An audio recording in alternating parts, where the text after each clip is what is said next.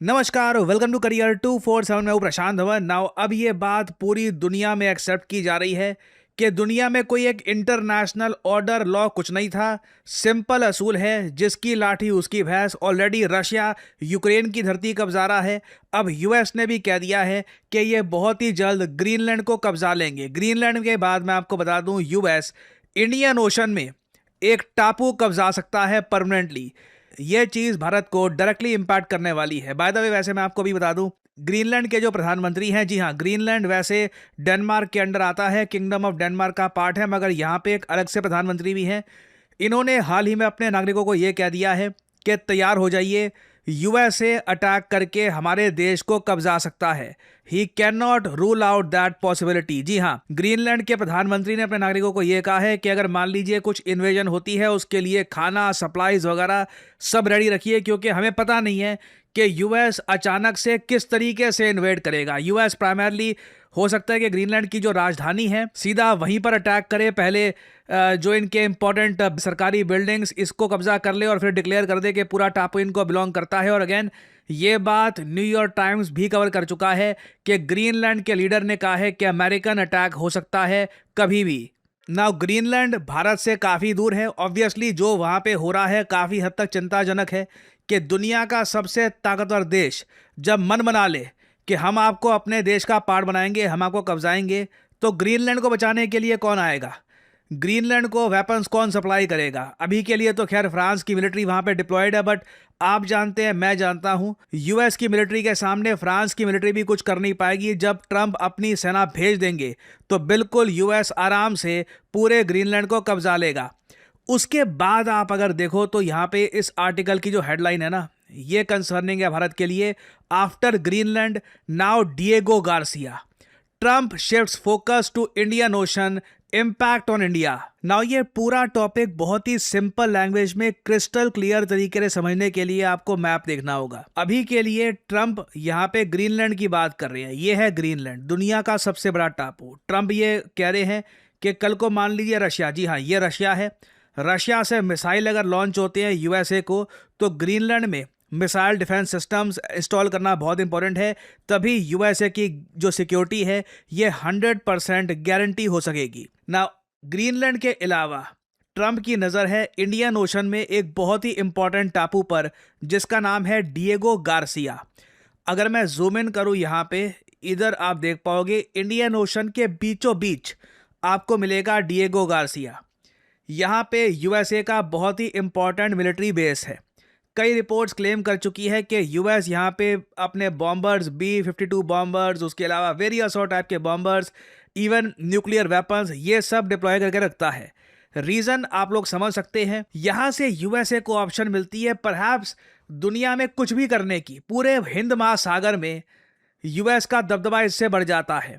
US को कल को मान लीजिए ईरान पे अटैक करना है, डिएगो गार्सिया से पॉसिबल है। भारत के साथ रिलेशंस बहुत बिगड़ गए, कुछ हो गया तो यहाँ पे डिएगो गार्सिया अवेलेबल है। चाइना की मिलिट्री को चैलेंज करना है हिंद महासागर में, भारतीय सेना का सपोर्ट करना है। मान लो चाइना ने अटैक कर दिया नेवी से, तो इंडिया का सपोर्ट करना है, उसमें डिएगो गार्सिया का क्रिटिकल रोल होगा।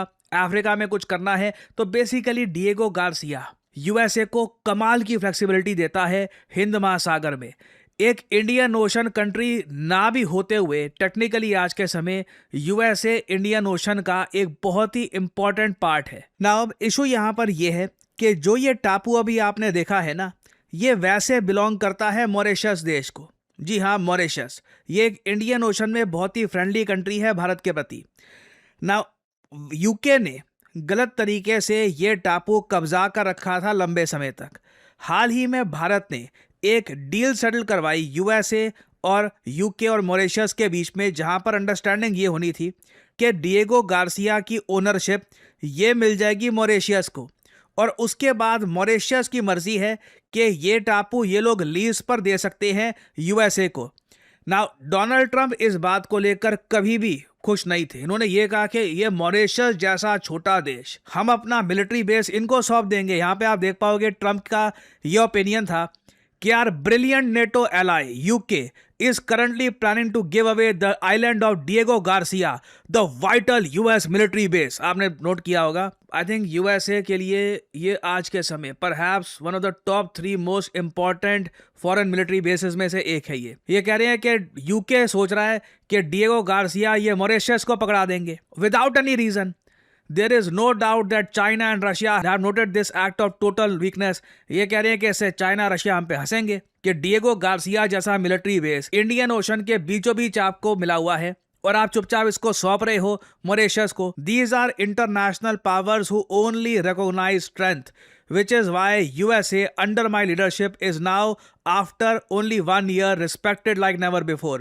The UK giving away extremely important land is an act of great stupidity and is in another very long line of national security reasons why Greenland has to be acquired.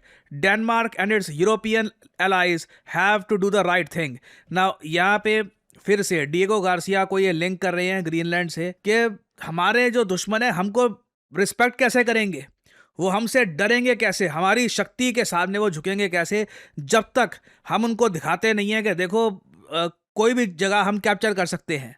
अब Donald Trump का जो ये नया plan है कि Diego Garcia के issue को लेकर जो भी बातचीत हुई थी इंडिया, यूके और मॉरिशस और यूएस के बीच में, सब कुछ ये तोड़कर बिल्कुल डिएगो गार्सिया को हमेशा के लिए कब्जा लेंगे. इससे देखिए रिलेशंस खराब होंगे. मॉरिशस ने ऑलरेडी बोला है कि इंटरनेशनल लॉ के हिसाब से डिएगो गार्सिया टापू बिलोंग करता है मॉरिशस को. भारत हमेशा मॉरिशस के साथ खड़ा रहा है इस इशू को लेकर. हालांकि भारत ने कभी इसको लेकर एक अग्रेसिव स्टेटमेंट दी नहीं है, मगर भारत ने मॉरिशस को वादा किया है कि जो शागोस मरीन प्रोटेक्टेड एरिया है, अब यहाँ पे आप कहोगे ये कौन सा इलाका है शागोस मरीन प्रोटेक्टेड एरिया, जो ये टापू है डिएगो गार्सिया, ये शागोस आर्किपेलगो का पार्ट है. शागोस आर्किपेलगो बहुत सारे छोटे छोटे टापुओं का ग्रुप है. तो इंडिया ने ना $680 मिलियन का इकोनॉमिक पैकेज इंट्रोड्यूस किया था मॉरिशस के लिए, जिसमें हमने ये कहा था कि इनका हम पोर्ट लुइस हार्बर डेवलप करेंगे, शागोस मरीन प्रोटेक्टेड एरिया को डेवलप करेंगे, बहुत सारा पैसा भारत मॉरिशस में इन्वेस्ट करेगा, तभी ये डील हो पाई थी. अब अचानक से ट्रंप ये बोलेंगे कि नहीं मैं किसी की नहीं सुनूंगा, डिएगो गार्सिया में हम ही रहेंगे, इससे ये डील खराब होती है. भारत के लिए ये मतलब क्लियरली इससे हमें ये लगेगा कि यूएस का हम भरोसा किसी भी चीज़ पे कर सकते हैं. कल को इनका कोई नया प्रेसिडेंट आ गया ट्रंप से भी संकी, तब हम क्या करेंगे. जैसे मैं मजाक में कई बार बोलता हूँ, लोग कहते हैं आपने जॉन सीना बोल दिया, कल को जॉन सीना इनका प्रेसिडेंट बन गया. जब ट्रंप बन सकते हैं तो कोई भी बन सकता है. ट्रंप कोई करियर पॉलिटिशियन थे नहीं, सेलिब्रिटी टाइप के थे, टीवी के शो करते थे. अब अचानक से इनके प्रेसिडेंट बन गए हैं ये.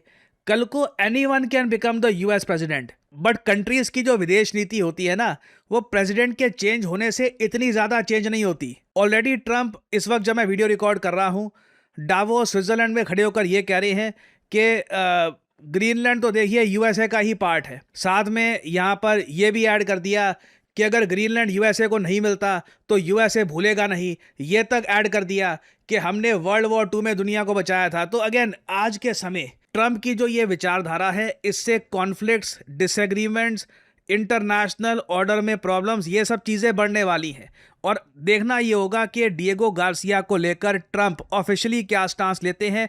अभी के लिए तो ये जो भी कह रहे हैं, ट्वीट्स कर रहे हैं, धमकियां दे रहे हैं, स्टेटमेंट्स दे रहे हैं. अभी जो ऑफिशियल पॉलिसी होगी यूएस गवर्नमेंट की इस टापू को लेकर, ये देखनी होगी. ये पूरे रीजन को इम्पैक्ट करेगा. तो आने वाले समय में इस टॉपिक से रिलेटेड अपडेट्स आएंगी. मैं आपके लिए अपडेटेड वीडियोस लाता रहूँगा. फाइनली यहाँ पे मैं आपसे सवाल पूछूंगा कि डोनाल्ड ट्रंप के हिसाब से जो इनका बोर्ड ऑफ पीस है कंट्रीज़ के लिए, वहाँ पर सीट के लिए, परमानेंट सीट के लिए एक देश को कितना पैसा पे करना होगा. कनाडा ने हाल ही में कह दिया है कि हम फीस पे नहीं करेंगे. बताइए कितना पैसा ट्रंप मांग रहे हैं अपने शांति वाले बोर्ड में परमानेंट सीट के लिए. ये है यहाँ पे आपकी ऑप्शंस: $10 मिलियन, $1 मिलियन, $1 बिलियन या फिर $5 बिलियन US. कमेंट सेक्शन में करिए उत्तर. जो लोग देंगे सही आंसर उनकी कमेंट को मैं दे दूंगा हार्ट, ताकि बाकी लोग समझ पाएं कि सही उत्तर क्या है. आज के समय पूरे भारत में कई लोग हैं जो करियर 247 का IBM powered data analyst course complete करके अपनी पहली जॉब स्टार्ट कर चुके हैं. और हमें रोज नए नए टेस्टिमोनियल्स मिल रहे हैं और आने वाले समय में आप देखोगे ऐसे टेस्टिमोनियल्स और भी आते रहेंगे. Hi, I am Shalraj. I am from Hazaribagh, Jharkhand. I recently got placed in College Dunia. Surely just because of career 247। मैंने करियर 247 के डेटा एनालिटिक्स कोर्स को ज्वाइन किया था, which is in collaboration with IBM। ये पूरा course अलग अलग modules में डिवाइडेड है। सारे मॉड्यूल्स के एंड में मिनी प्रोजेक्ट्स हैं। 7 महीने का ये कोर्स है जिसमें कि 2 मेजर प्रोजेक्ट्स भी हैं। प्रोजेक्ट्स को मैं इसलिए हाईलाइट कर रहा हूँ क्योंकि यही आपके इंटरव्यू क्रैक करने में बहुत इंपॉर्टेंट रोल प्ले करते हैं। And he is absolutely right. Career 247 का डेटा एनालिटिक्स कोर्स पॉपुलैरिटी इसलिए गेन कर रहा है क्योंकि नंबर 1 लाइव क्लासेस यहाँ पे आपको मिलती है। कोई ऐसा नहीं है कि प्री रिकॉर्डेड लेक्चर दे दिए देखते रहो, लाइव क्लासेस मिलेगी और साथ ही साथ आप 2 लाइव प्रोजेक्ट्स पे काम भी करेंगे जिससे आपको जेन्युइनली समझ में आएगा कि एक डेटा एनालिस्ट करता क्या है, जॉब में डिमांड क्या होती है। और वही एक्सपीरियंस आप जब लेके जाओगे इंटरव्यू में तो रिक्रूटर समझ जाएगा कि आप एक जेन्युइन कोर्स कंप्लीट करके आए हैं। और ऑब्वियसली जो सर्टिफिकेट आपको देगा करियर 247, वहां पे आपको IBM और करियर 247 दोनों के लोगो मिलेंगे। That dramatically improves your first impression.